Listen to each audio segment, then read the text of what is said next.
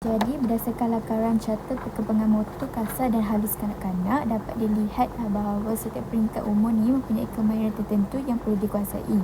Jadi, guru boleh membantu murid dengan meningkatkan kemahiran ini yang menyediakan aktiviti yang menyeronokkan dan sesuai dengan tahap umur mereka seperti bermain di luar, menari, melukis dan mewarna.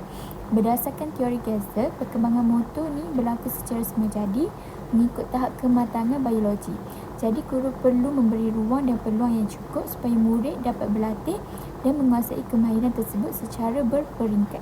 Manakala menurut Haviker, setiap murid mempunyai tugas perkembangan tertentu yang perlu dicapai pada usia tertentu. Contohnya belajar berjalan, berlari dan menulis. Dengan bimbingan guru yang sabar dan kreatif, murid dapat menguasai kemahiran motor mereka dengan lebih baik sekaligus membantu meningkatkan keyakinan diri, tumpuan serta kesediaan mereka untuk belajar.